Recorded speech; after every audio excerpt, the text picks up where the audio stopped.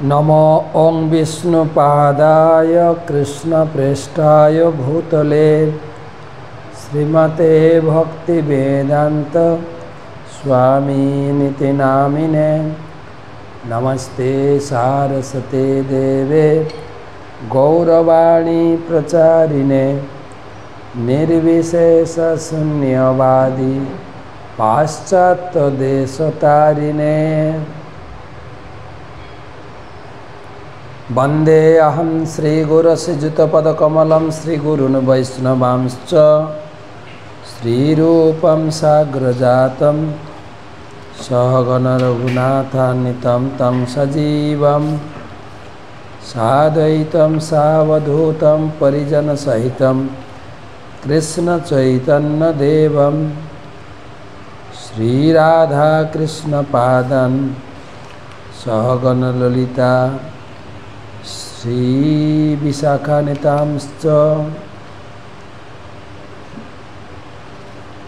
अनर्पितचरिं चिरात्करुणया अवतीर्ण कलौ समर्पयितुमुन्नत उज्ज्वलरसां सभक्तिश्रियं हरिपुरटसुन्दरद्युतिकदम्बसन्दीपितः सदा हृदयकन्दरे स्फुरतु सचिनंदन।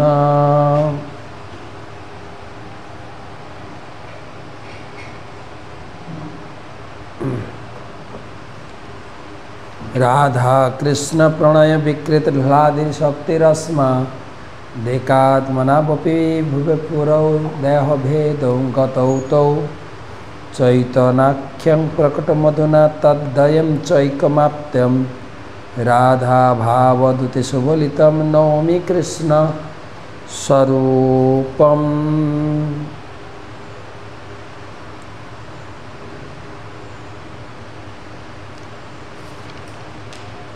श्रीराधया प्रणय महिमा कीदृशवानोऽयि वा सौखाञ्जस्य मदनुभवत कीदृशवामदीय सौखाञ्जस्य मदनुभवत कीदृशं वेति लोभा तद्भाव। आरेक बार पढ़ছি। श्रीराधया प्रणय महिमा कीदृशवानोऽयि वा शब्दो जनाद्भुत मधुरिमा कीदृशवामदीयः सौखाञ्जस्य मदनुभवत कीदृशं वेति लोभा तद्भावाड्ड समच निशच गर्भ सिन्धौ हरिन्दो।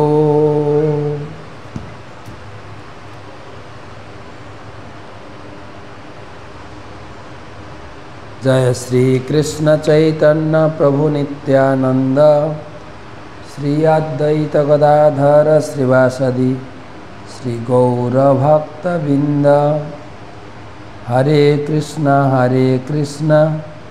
कृष्ण कृष्ण हरे हरे हरे राम राम राम हरे हरे। ओं नमो भगवते वासुदेवाय ओं नमो भगवते वासुदेवाय ओं नमो भगवते वासुदेवाय। नारायणं नमस्कृत्य नरं चैव नरोत्तमं देवीं सरस्वतीं व्यासं ततो जयमुदीरयेत्। जय जय श्री चैतन्य जय नित्यानंद जय अद्वैत चंद्र जय गौर भक्तबिंद। तो आज के 48तम चैतन्य सुधा माधुरी पंचम परिच्छेद श्री नित्यानंद तत्व निरूपण। এখন अद्वैत तत्व আমরা পড়েছি, চৈতন্য মহাপ্রভুর তত্ত্ব পড়েছি। এই জগতে তিনি কেন এসেছিলেন, তার মূল উদ্দেশ্যটা কী ছিল। এখন নিত্যানন্দ কে ছিল সেই উপরে কিছু আলোচনা, নিত্যানন্দ তত্ত্ব এই পরিচ্ছেদে। তো সর্বপ্রথম গুরুপাদ পদ্মে প্রণাম নিবেদন করি, তার অহেতুকে আশীর্বাদ প্রার্থনা করি। नमो ओं विष्णुपादाय कृष्णप्रेष्ठाय भूतले श्रीमते जयपताका स्वामी नीति नामिने।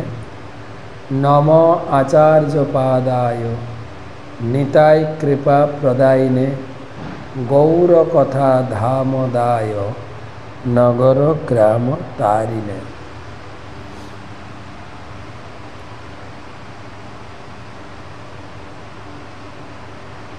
এই পরিচ্ছেদে চৈতন্য চরিতামৃত মহাকাব্য পঞ্চম পরিচ্ছেদ শ্রী নিত্যানন্দ তত্ত্ব নিরূপণ। এই পরিচ্ছেদের কথাসার। এই পরিচ্ছেদে মূলত নিত্যানন্দ প্রভুর মহিমা বর্ণিত হয়েছে। শ্রীকৃষ্ণ হচ্ছেন স্বয়ং ভগবান, তার বিলাস মূর্তি ও দ্বিতীয় দেহ হচ্ছেন বলরাম। এই জড়জগতের অতীত চিদাকাশ বা পরব্যোম, যেখানে অসংখ্য চিন্ময় ধাম রয়েছে, সেই চিন্ময় ধামের সবচাইতে উপরে রয়েছে কৃষ্ণলোক। কৃষ্ণের আলয়, কৃষ্ণলোকে দ্বারকা, মথুরা ও গোকুল নামক তিনটি ভাগ রয়েছে। সেই ধামে পরমেশ্বর ভগবান নিজেকে কৃষ্ণ, বলরাম, পদ্মুম্ন এবং অনিরুদ্ধ এই চার রূপে বিস্তার করেছেন। তাদের বলা হয় আদি চতুর্ভুহ। সেই কৃষ্ণলোকে শ্বেতদ্বীপ বা বৃন্দাবন নামক চিন্ময় ধাম রয়েছে। কৃষ্ণলোকের নিচে পরব্যোমে অগণিত বৈকুণ্ঠ লোক রয়েছে। প্রতিটি বৈকুণ্ঠ লোকে আদি চতুর্ভুহের শ্রীকৃষ্ণ থেকে প্রকাশিত চতুর্ভুজ নারায়ণ বিরাজমান। কৃষ্ণলোকে যিনি শ্রী বলরাম, তিনি হচ্ছেন মূল সংকর্ষণ। তার বিলাস মূর্তি পরব্যোম বৈকুণ্ঠ মহাসংকর্ষণ। তার চিৎশক্তির প্রভাবে মহাসংকর্ষণ পরব্যোমের সমস্ত বৈকুণ্ঠ লোক ধারণ করেন। সেখানকার সমস্ত জীব নিত্যমুক্ত। সেখানে মায়াশক্তির অবস্থিতি নেই। সেই সমস্ত বৈকুণ্ঠ লোকে ভগবানের দ্বিতীয় চতুর্ভুহ বিরাজমান। বৈকুণ্ঠ লোকের বাইরে ব্রহ্মলোক নামক শ্রীকৃষ্ণের নির্বিশেষ জ্যোতির্ময় প্রকাশ রয়েছে। তার বাইরে রয়েছে চিন্ময় কারণ সমুদ্র। কারণ সমুদ্রের অপর পারে তাকে স্পর্শ করে না জড়া প্রকৃতির অবস্থিতি। কারণ সমুদ্রে রয়েছেন মূল সংকর্ষণের অংশরূপ আদি পুরুষ অবতার মহাবিষ্ণু। এই মহাবিষ্ণু দূর থেকে মায়ার প্রতি দৃষ্টিপাত করেন। তার চিন্ময় দেহের প্রতিবিম্বের দ্বারা তিনি মায়ার উপাদান কারণে মিলিত হন।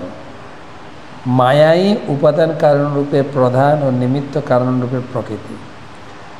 জড়া প্রকৃতি জড়, তাই তার স্বতন্ত্রভাবে কোনো কিছু করার ক্ষমতা নেই। মহাবিষ্ণুর দৃষ্টিপাতের ফলে তার শক্তির দ্বারা আবিষ্ট হয়ে এই জড়জগৎ প্রকাশ করে। তাই জড়া প্রকৃতির জড়জগতের প্রকাশের প্রধান কারণ নয়। পক্ষান্তরে মায়ার প্রতি মহাবিষ্ণুর চিন্ময় দৃষ্টিপাতই জড়জগতের প্রকাশের কারণ।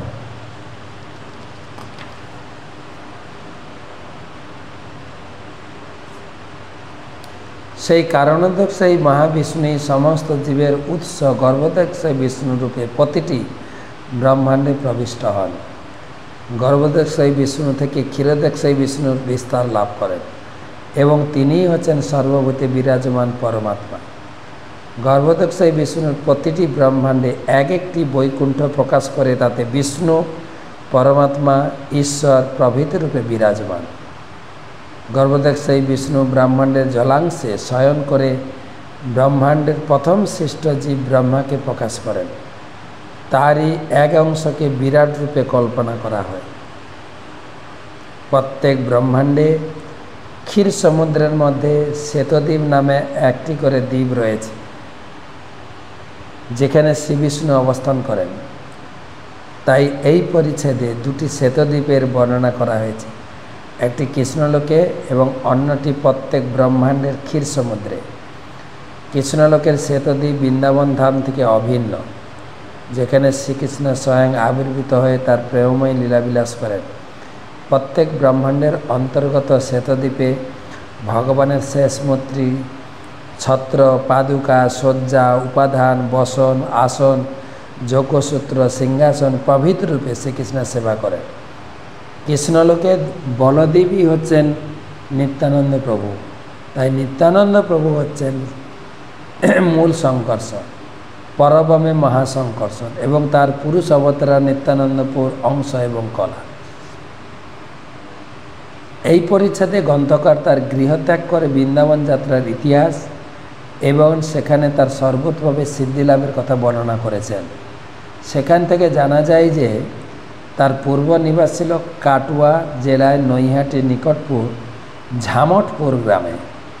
নিত্যানন্দ প্রভুর এক মহান ভক্ত শ্রী মীনকেতন রামদাসকে কৃষ্ণদাস কবিরাজের ভ্রাতা তার বাড়িতে নেমন্তন্ন করেন, কিন্তু গুণার্ণব মিশ্র তাকে জনৈক পূজারীর প্রতি তিনি অসন্তুষ্ট হন। শ্রী নিত্যানন্দ প্রভুর মাহাত্ম্য বুঝতে না পেরে কবিরাজ গোস্বামীর ভ্রাতা সেই পূজারীর পক্ষ অবলম্বন করেন।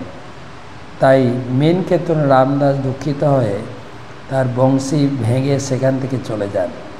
তাতে কৃষ্ণদাস কবিরাজ গোস্বামীর ভ্রাতার সর্বনাশ হয়।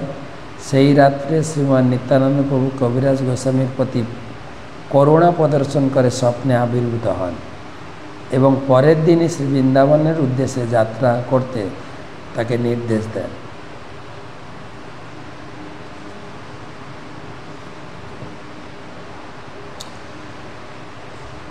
বন্দে অনন্তাদ্ভুতৈশ্বর্য শ্রী নিত্যানন্দ মিশ্রম যস্যেচ্ছয়া তৎস্বরূপমজ্ঞে নাপি নিরূপ্যতে।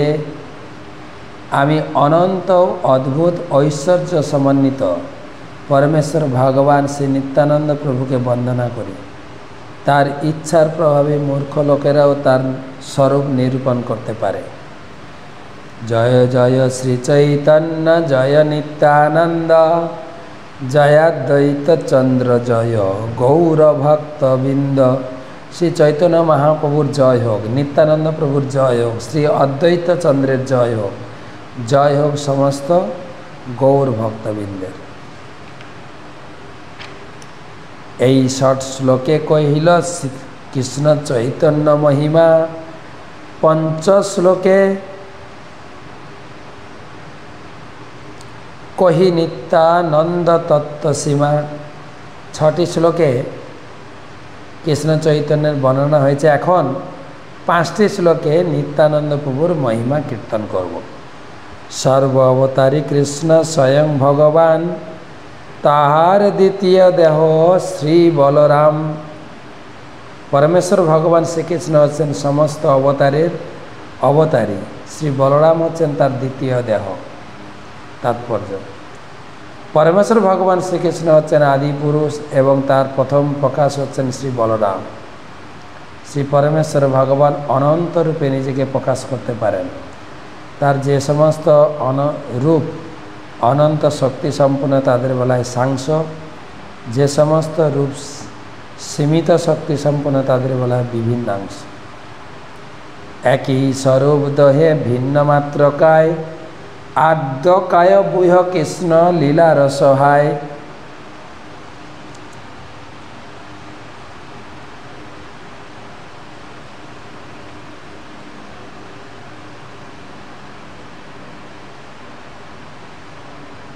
বলরাম হচ্ছেন কৃষ্ণের দ্বিতীয় বিগ্রহ। তাদের দুজনের একই স্বরূপ, কেবল ভিন্ন মাত্র দেহ। একজন হচ্ছেন শ্যাম সুন্দর আর একজন হচ্ছেন শ্বেত সুন্দর। শ্রী বলরাম হচ্ছেন শ্রীকৃষ্ণের প্রথম কাব্য, শ্রীকৃষ্ণের লীলা সহায়তা করেন। শ্রী বলরাম হচ্ছেন ভগবানের সাংস প্রকাশ। তাই কৃষ্ণ ও বলরামের শক্তিতে কোনো পার্থক্য নেই, একমাত্র পার্থক্য হচ্ছে তাদের দৈহিক গঠন। ভগবানের প্রথম কায়বুহরূপে বলরাম হচ্ছেন প্রথম চতুর্ভুজের প্রধান বিগ্রহ এবং শ্রীকৃষ্ণের অপ্রাকৃত লীলাবিলাসে তিনি হচ্ছেন প্রধান সহায়। সেই কৃষ্ণ নবদ্বীপে শ্রীকৃষ্ণ চৈতন্য, সেই বলরাম সঙ্গে শ্রী নিত্যানন্দ। সেই আদি সেই কৃষ্ণ নবদ্বীপে কৃষ্ণ চৈতন্য আর সেই বলরাম নিত্যানন্দ। সেই একই ব্যক্তি, কিন্তু সেই আদি পুরুষ ভগবান শ্রীকৃষ্ণ নবদ্বীপে কৃষ্ণচন্দ্র রূপে আবির্ভূত হয়েছেন। আর তার সঙ্গে নিত্যানন্দ প্রভুরূপে শ্রী বলরাম আবির্ভূত হয়েছে। শঙ্কর সন কারণ তোষাই গর্ভদোকসাই চ প্রয়োধিসাই শেষস্থ সাংস কলাস নিত্যানন্দ রাম শরণং নমাস্তু। শঙ্কর্ষণ কারণোদকসাই বিষ্ণু, গর্ভোদকসাই বিষ্ণু, ক্ষীরোদকসাই বিষ্ণু, শেষ নাগ যার কলা এবং অংশ, সেই নিত্যানন্দ প্রভু আমার আশ্রয় হন। কবিরাজ গোস্বামী মঙ্গলাচরণে এই শ্লোকটি বলে নিত্যানন্দ প্রভুকে প্রণাম জানিয়েছেন। শঙ্কর্ষণ কারণোদকসাই গর্ভোদকসাই চ পয়োধিসাই শেষস্ব যশাংশ কলাস নিত্যানন্দাক্ষ রাম শরণং মমাস্তু।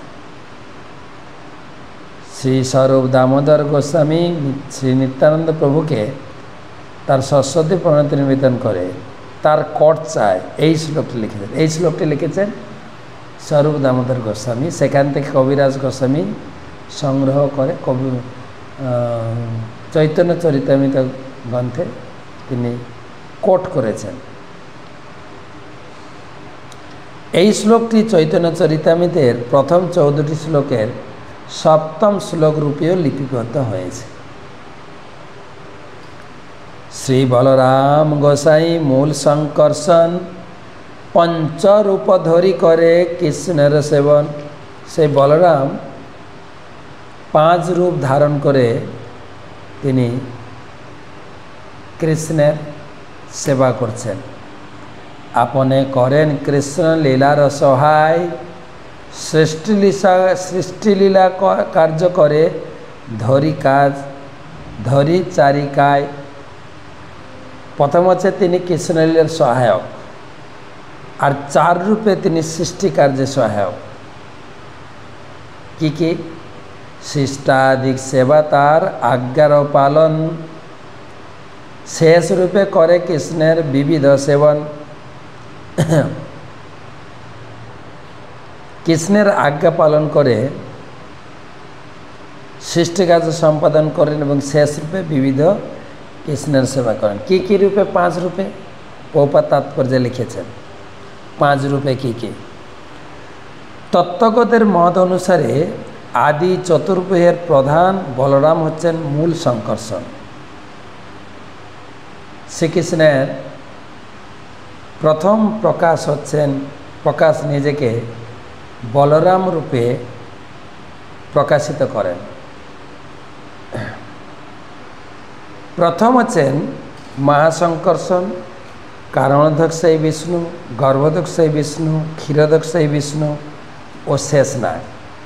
এই 5টি অংশ প্রকাশ চেতন ও জড় উভয় জগতের প্রকাশের কার্য সম্পাদন করেন। এই 5টি রূপে শ্রী বলদেব শ্রীকৃষ্ণের লীলার সহায়তা করেন। তার প্রথম 4টি রূপ জড় সৃষ্টির কার্য সম্পাদন করেন এবং শেষ রূপে কৃষ্ণের ব্যক্তিগত সেবা করেন। শেষ নাগকে বলা হয় অনন্ত, কেননা অন্তহীনভাবে ভগবানের সেবা করেন, তিনি অনন্ত প্রকাশের সহায়তা করেন। শ্রী বলরাম হচ্ছেন সেবক ঈশ্বর, যিনি সচ্চিত বিষয়ে সর্বতভাবে শ্রীকৃষ্ণের সেবা করেন। শ্রী নিত্যানন্দ প্রভু যিনি হচ্ছেন সেই সেবক ঈশ্বর ভগবান বলরাম, তিনি চৈতন্য মহাপ্রভুর নিত্য পার্ষদ রূপে এইভাবে সেবা করেন। সহজভাবে বাংলা পয়ের শ্লোক আমরা পড়ছি, সেই জন্য এগুলো বেশি ব্যাখ্যা করার প্রয়োজন নেই।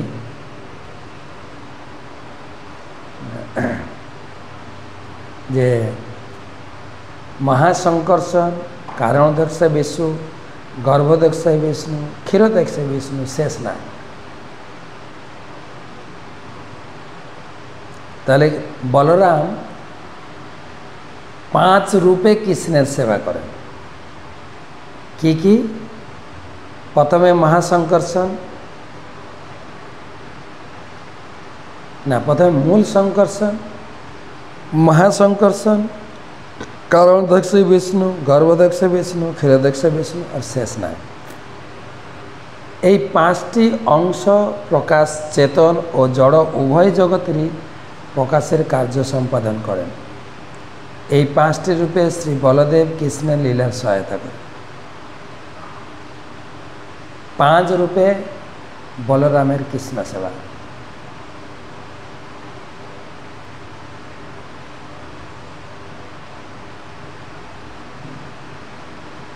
সর্বরূপে আস্বাদয়ে কৃষ্ণ সেবানন্দ, সেই বলরাম গৌর সঙ্গে নিত্যানন্দ। কৃষ্ণের সেবানন্দ সর্বরূপে, কৃষ্ণের যা প্রয়োজন সব রূপে তিনি বিস্তার করে কৃষ্ণের সেবা করেন। আর সেই বলরাম কলিতে গৌর অবতারে নিত্যানন্দ। সপ্তম শ্লোকের অর্থ করি 4 শ্লোকে। যাতে নিত্যানন্দ তত্ত্ব জানে সর্বলোকে।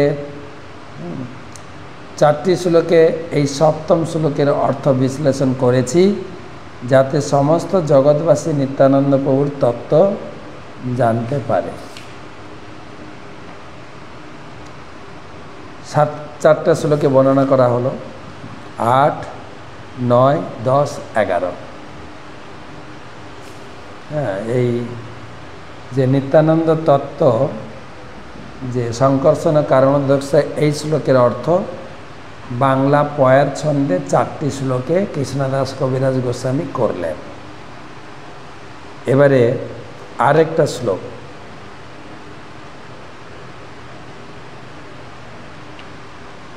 মায়াতীতে ব্যাপী বৈকুণ্ঠ লোকে, পূর্ণৈশ্বর্যে শ্রী চতুর্ভুজ মধ্যে, রূপম যশ্বত ভাতি সংকর্ষণাখ্যম, তং শ্রী নিত্যানন্দ রামম প্রপদ্যে। মায়াতীতে ব্যাপী বৈকুণ্ঠ লোকে, পূর্ণৈশ্বর্যৈ শ্রী চতুর্ভুজ মধ্যে, রূপম যশ্বত ভাতি সংকর্ষণাখ্যম, তম শ্রী নিত্যানন্দ রামম প্রপদ্যে। মায়াতীত সর্বব্যাপক বৈকুণ্ঠলোকে বাসুদেব, সংকর্ষণ, পদ্মম্ন, অনিরুদ্ধ, এই পূর্ণ ঐশ্বর্য সমন্বিত চতুর্ভুজের মধ্যে যিনি সংকর্ষণ রূপে বিরাজমান, সে নিত্যানন্দ স্বরূপ বলরামের চরণে আমি আমার প্রপত্তি করি। প্রভুপাদ লিখছেন, এই শ্লোকটি শ্রী স্বরূপ দামোদর গোস্বামীর কর্চা থেকে উদ্ধৃত।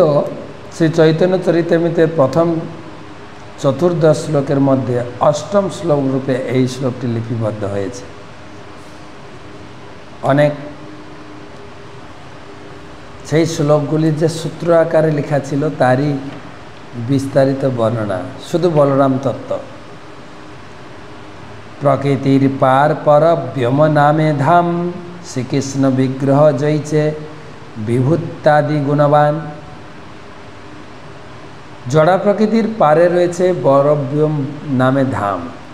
শ্রীকৃষ্ণের মতো এই ধাম ও ষড়ৈশ্বর্য আদি সব রকমের চিন্ময় ঐশ্বর্যে পূর্ণ। সাংখ্য দর্শন অনুসারে জড়া প্রকৃতি 24টি উপাদান দ্বারা রচিত। 5টি জড় উপাদান, 5টি জ্ঞানেন্দ্রিয়, 5টি কর্মেন্দ্রিয়, 5টি তন্মাত্র, 3টি সূক্ষ্ম জড় উপাদান এবং মহত্তত্ত্ব। ইন্দ্রিয়লব্ধ অভিজ্ঞতার উপর নির্ভরশীল দার্শনিকেরা এই সমস্ত জড় উপাদানের ঊর্ধ্বে উপনীত হয়ে অক্ষম হয়ে কল্পনা করে যে তার অতীত যা কিছু চিন্ময়, অব্যক্ত। কিন্তু চতুর্বিংশতি উপাদানের ঊর্ধ্বে যে জড় জগৎ তা অব্যক্ত নয়, কেননা ভগবদ্গীতায় তাকে সনাতন প্রকৃতি বলে বর্ণনা করা হয়েছে। ব্যক্ত ও অব্যক্ত জড়া প্রকৃতির ঊর্ধ্বে রয়েছে সনাতন প্রকৃতি, যাকে বলা হয় পরব্যোম বা চিদাকাশ। যেহেতু সেই জগৎ চিন্ময়, তাই সেখানে কোনো গুণ পার্থক্য নেই। সেখানে সব কিছুই চিন্ময়, সব কিছুই উৎকৃষ্ট এবং সব কিছুই শ্রীকৃষ্ণের মতো চিন্ময় রূপসম্পন্ন। সেই চিৎ জগৎ হচ্ছে শ্রীকৃষ্ণের অন্তরঙ্গ শক্তির প্রকাশ, তা তার বহিরঙ্গ শক্তির প্রকাশ এই জড় জগৎ থেকে সম্পূর্ণ ভিন্ন।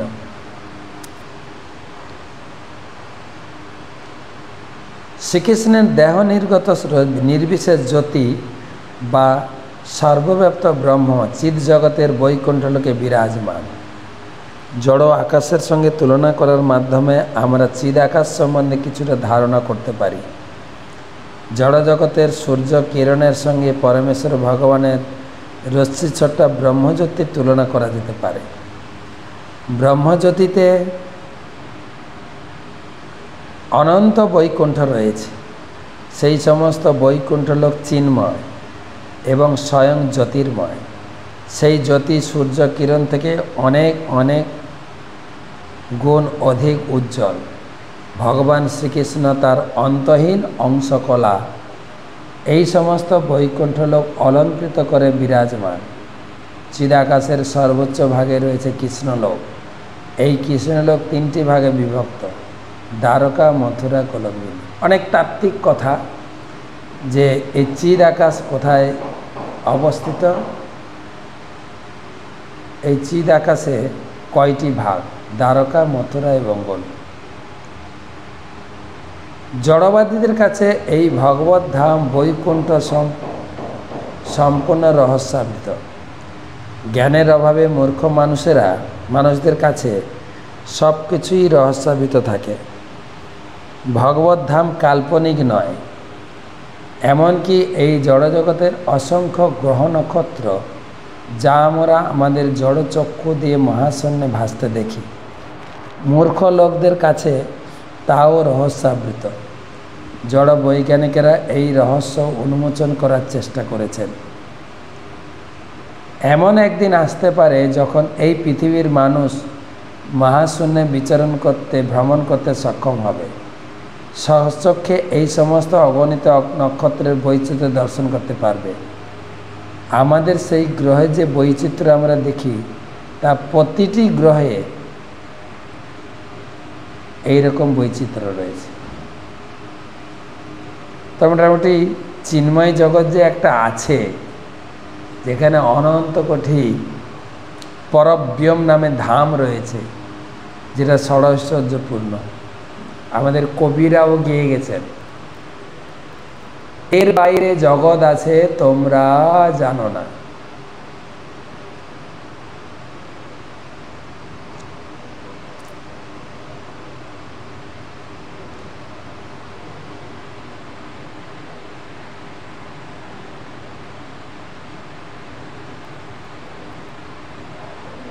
জড় সৃষ্টিতে আমাদের এই পৃথিবী একটা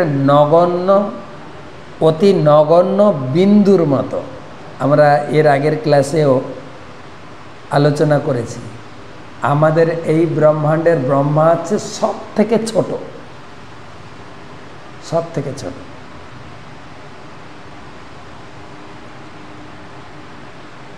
তবুও মূর্খ মানুষেরা বৈজ্ঞানিক প্রগতির গর্বে স্ফীত হয়ে অন্য সমস্ত গ্রহের সুখ স্বাচ্ছন্দ্যের কথা না জেনে এই গ্রহের তথাকথিত অর্থনৈতিক উন্নতি সাধনে তাদের সমস্ত শক্তি ব্যয় করছে। আধুনিক জ্যোতির্বিজ্ঞান অনুসারে চন্দ্রের মাধ্যাকর্ষণ শক্তি পৃথিবীর মাধ্যাকর্ষণ শক্তি থেকে ভিন্ন। তাই চন্দ্রগ্রহে গেলে মানুষ অনেক ভারী বস্তু উত্তোলন করতে পারবে এবং অনেক বেশি দূরত্ব লাভ দিয়ে অতিক্রম করতে পারবে।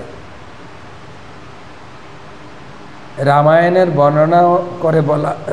বর্ণনা করে বলা হয়েছে যে হনুমান পাহাড়ের মতো ভারী বস্তু তুলতে সক্ষম ছিলেন এবং লাফ দিয়ে সমুদ্র পার হয়েছিলেন। আধুনিক জ্যোতির্বিজ্ঞান স্বীকার করছে যে তা বাস্তবিক সম্ভব। আধুনিক যুগের তথাকথিত সভ্য মানুষদের একটি মস্ত বড় রোগ হচ্ছে শাস্ত্রে উল্লিখিত সব কিছুর প্রতি তাদের বিশ্বাস। অবিশ্বাসী মানুষেরা কখনোই পারমার্থিক পথে অগ্রসর হতে পারে না, কেননা তার চিৎ শক্তির প্রভাব হৃদয়ঙ্গম করতে পারে না। বটগাছের একটি ছোট্ট ফলে যে শত শত বীজ রয়েছে, প্রতিটি বীজ যে কোটি কোটি ফল উৎপাদন করার ক্ষমতা বটগাছের রয়েছে, কিভাবে যে সেটি সম্ভব তা আমরা বুদ্ধি দিয়ে বিশ্লেষণ করতে না পারলেও প্রকৃতির এই নিয়মে আমাদের সামনে স্পষ্টভাবে বিরাজ করছে। একটা সিদ্ধান্ত প্রভুপাদ তুলে ধরেছেন আমাদের চিন্তা শক্তি একটা কাহিনী। একবার নারদ মুনি তিনি এই জগতে ভ্রমণ করতে করতে এক ব্রাহ্মণের সঙ্গে দেখা। ব্রাহ্মণ নারদ মুনিকে প্রণাম করে বলছেন, প্রভু কতদিন আর আমি এই জগতে পড়ে থাকবো, প্রভু যে কবে আমাকে নিয়ে যাবে, আপনি তো প্রভুর কাছে প্রায় যান, একবার জিজ্ঞেস করবেন তো আমি কবে ভগবানের ধামে ফিরে যাব। বলছে অবশ্যই আমি জিজ্ঞাসা করব। তা ব্রাহ্মণকে ছেড়ে ঘুরতে ঘুরতে রাস্তায় এক মুচির সঙ্গে দেখা। মুচি নারদ মুনিকে দেখে কি আনন্দ, কি আনন্দ! নারদ মুনিকে উচ্চ আসনে বসিয়ে পদধৌত করেছেন, প্রণাম করেছেন, পূজা করেছেন, হ্যাঁ, নিজের কাপড় দিয়ে হাওয়া করছে। যে প্রভু অহো ভাগ্য, ভগবানের পরম ভক্ত, ভগবানের পার্ষদ, ভগবানের দূত আমার গৃহে আপনার চরণ পড়েছে, চরণ পাদুকা, চরণ ধুলি আমি প্রাপ্ত হয়েছি। আমার ধন, আমার মনুষ্য জীবন ধন্য হয়ে গেছে। তখন আপনি কিছু ভগবানের কথা শ্রবণ করান, আমি খুব কৃতকৃতার্থ হব। তখন নারদ মুনি ভগবানের কথা শোনালেন। শোনানোর পরে বলছে, প্রভু আপনি ভগবান যে আমাকে কবে কৃপা করবেন, এই অধমকে, আমি তো মুচি ভগবানের সেবা পূজা করতে পারি না, আমার পূর্বজন্মের কর্মের ফলে আমার মুচির ঘরে জন্ম হয়েছে, আমি কি করতে পারি? তখন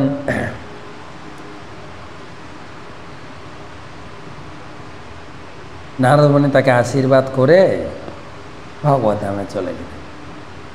ভগবানের সঙ্গে দেখা, ভগবানকে সে জিজ্ঞাসা করতে বলেছেন ব্রাহ্মণ। তো ভগবানকে প্রণাম করে ভগবানের প্রার্থনা করে, নমঃ ব্রাহ্মণ দেবায় গো ব্রাহ্মণ হিতায় চ জগদ্ধেতায় কৃষ্ণায় গোবিন্দায় নমো নমঃ। অজ্ঞানি যস্য সকলেন দ্রিয়বৃত্তিমন্তি পশ্যন্তি পান্তি কলয়ন্তি চিরং জগন্তি আনন্দ চিন্ময় সদুজ্জ্বল বিগ্রহস্য গোবিন্দমাদি পুরুষম তমহম ভজামি।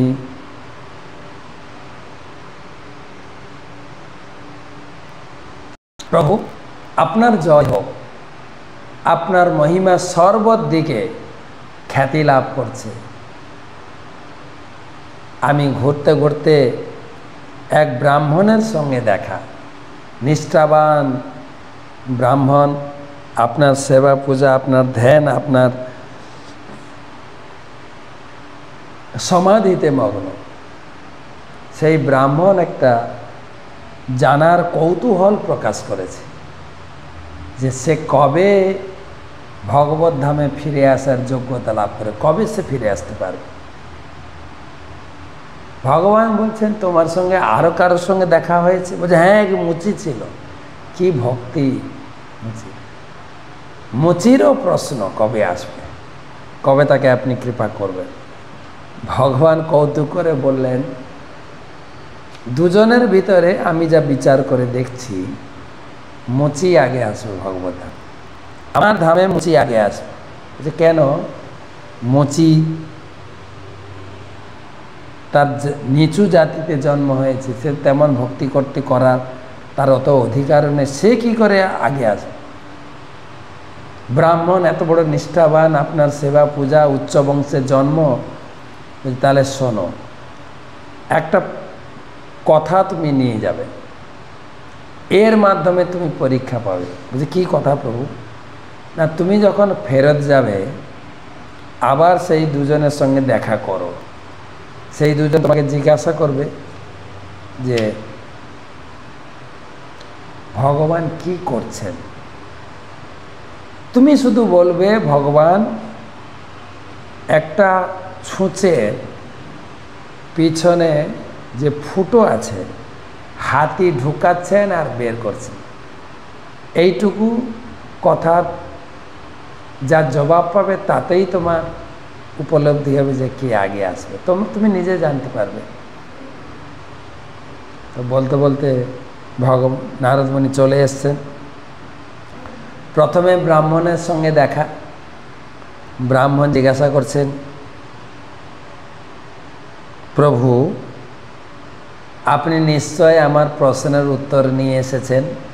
বলে হ্যাঁ, আমি ভগবানের কাছে দেখা করে তোমার প্রশ্ন জিজ্ঞাসা করে প্রভু উত্তর দিয়েছে। কি উত্তর দিয়েছেন? তুমি আসবে, ভগবান তোমাকে কৃপা করবে, তোমার একটু যেতে লেট হবে। কেন, আপনি কি সত্যিকারে ভগবত ধামে গিয়েছিলেন? বলছে হ্যাঁ, যদি আপনি সত্যিকারে ভগবত ধামে গিয়ে থাকেন তাহলে বলুন তো ভগবান কি করছেন এখন। তো নারদ মুনি তুচ্ছ তাচ্ছিল্যভাবে বলছেন, কি বলবো, ভগবানের কোনো কাজ বাজ নেই তো, একটা ছুঁচের পিছনের ফুটো দিয়ে হাতি ঢুকাচ্ছেন আর বের করছেন, ঢুকাচ্ছেন আর বের করছেন, ঢুকাচ্ছেন আর বের করছেন। ব্রাহ্মণ কি ফালতু কথা বলি, ছুঁচের ফুটো দিয়ে হাতি ঢুকানো যায়? অসম্ভব কথা কেন বলেন? যা বলবেন আমি স্বীকার করে নেব, যেটা বাস্তব সেটা বলা ভালো।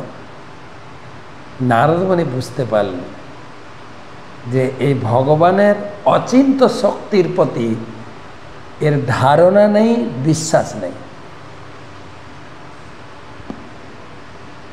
নারদ মুনি হাসতে হাসতে নারায়ণ নারায়ণ করতে করতে চলে গেলেন মুচির কাছে। আর মুচি তো দেখেই নারদ মুনি তার আগের থেকে দ্বিগুণ আনন্দ বেড়ে গেছে। অহো ভাগ্য, ভগবান থেকে আপনি ফিরলেন সদ্য, ভগবান কি নতুন নতুন লীলা করছেন দয়া করে বলুন। নারদ মুনি সে একই প্রশ্ন ছুঁড়েছেন, আরে বলো না, ভগবানের তো কোনো কাজ বাজ নেই, হ্যাঁ নেই কাজ তো খই ভাজ, কি বলবো। এটা ছুঁচ নিয়েছেন, তার পিছনে ফুটো দিয়ে যে সুতো ঢুকিয়ে মালা গাঁথা হয় না, মালা গাঁথা বলছে হ্যাঁ হ্যাঁ হ্যাঁ হ্যাঁ হ্যাঁ, ওই ছুঁচের ফুটো দিয়ে একটা হাতি ঢুকাচ্ছেন, হাতি বের করছেন, হাতি ঢুকাচ্ছেন, হাতি বের করছেন, হাতি ঢুকাচ্ছেন, হাতি। এই কথা শোনা মাত্রই মুচির কি আনন্দ, হা হা, প্রভুর কি অপ্রাকৃত লীলা, অপ্রাকৃত লীলা। ধেই ধেই করে নাচছেন আনন্দ। নারদ মুনি বলছে, কি তুমি এত আনন্দ করছো যে আপনি যে এত সুন্দর লীলা কথা বলেন, কিন্তু আমি তো এমনি বললাম, তোমার বিশ্বাস হয় যে ফুটো দিয়ে হাতি ঢুকানো বের করানো? কেন নয়, ভগবান অনন্ত শক্তি সম্পন্ন, অনন্ত তার মহিমা, অনন্ত তার লীলা, তার অসীম শক্তি বলে কি না সম্ভব, হ্যাঁ কি না সম্ভব। আর সে বসে বট গাছের গোড়ায় বসছিল, একটা বট ফল তুলে, যে বট ফলের কথা আসলো না, সেখান থেকে কাহিনীটা আমি বলছি। এই বট ফলটা দেখেন, এত বড় বিশাল গাছ,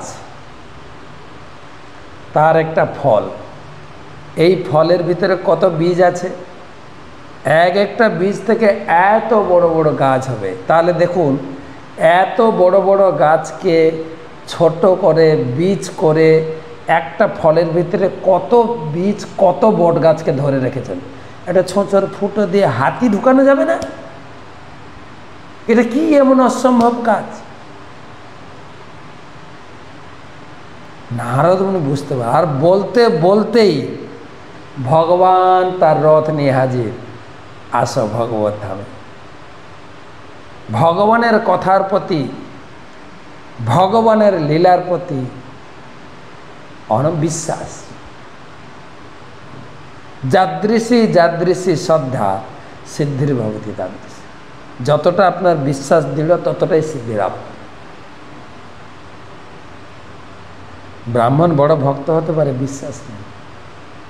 আমরাও ভগবানের ভক্ত হয়েছি, ভগবান আছেন, আমি কিছু খারাপ কাজ করব না, গুরুদেবকে কথা দিয়েছি চার পালন করব, বিশ্বাস ভগবান দেখছেন আমাকে, বিশ্বাস ভগবান উপলব্ধি হবে। যা ততটা প্রকাশ, যে যথা আমার প্রপদন্তে তাম তথা, ততটুকুই প্রকাশ পাব। বট গাছের কথা তো এগুলো আমরা বুদ্ধি দিয়ে বিশ্লেষণ করব না, কিন্তু ভগবান বুদ্ধি দেবেন বোঝার জন্য। যেরকম মুচিকে বুদ্ধি দিলেন, ব্রাহ্মণের বুদ্ধি কুলালো না।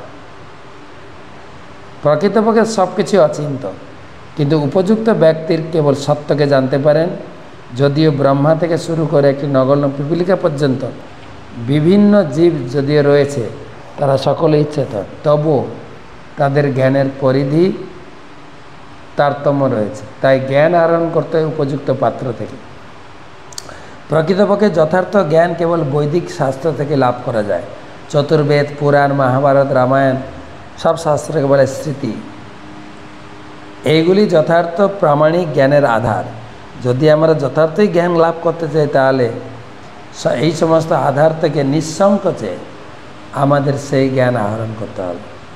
আমাদের ক্ষুদ্র মস্তিষ্ক দ্বারা সব কিছু যাচাই করে দেখার বাসনা ফলে বৈদিক তত্ত্বজ্ঞানকে শুরুতে অবিশ্বাস্য বলে মনে হতে পারে, কিন্তু এই জ্ঞানের অনুশীলন করলে অচিরেই তার সত্যতা হৃদয়ঙ্গম করা যায়। প্রকৃতপক্ষে মন ও ইন্দ্রিয়প্রসূত জ্ঞান পরিণামে সর্বদাই ভ্রান্ত বলে প্রতিপন্ন হয়। মহান আচার্য শাস্ত্র বাণীর সত্যতা প্রতিপন্ন করে গেছে। তারা সেই তত্ত্ব সম্বন্ধে প্রচুর ভাষ্য রচনা করে গেছেন এবং তাদের কেউই শাস্ত্রকে অবিশ্বাস করেননি। শাস্ত্রকে যে অবিশ্বাস করে তাকে বলা হয় নাস্তিক, এবং আপাত দৃষ্টিতে এই নাস্তিকদের মত যত মহৎ বলেই হোক না কেন, তাদের সিদ্ধান্ত কখনোই গ্রহণ করা উচিত নয়। শাস্ত্রে যিনি যথাযথভাবে বিশ্বাসী, তিনি যেই হোক না কেন, তার কাছ থেকে যথার্থ জ্ঞান লাভ করা যায়। শুরুতে এই জ্ঞান অচিন্ত বলে মনে হতে পারে, কিন্তু যখন উপযুক্তভাবে তত্ত্ববেত্তা মহাপুরুষের কাছে সেই জ্ঞান লাভ করা হয়, তখন তার তাৎপর্য আপনা থেকে প্রকাশিত এবং তখন অন্তরের সমস্ত সংশয় দূর হয়। আজকে এই পর্যন্ত রাখি। আজকে কোনো প্রশ্ন নেব না, কিন্তু ভাগবত প্রচারের কথা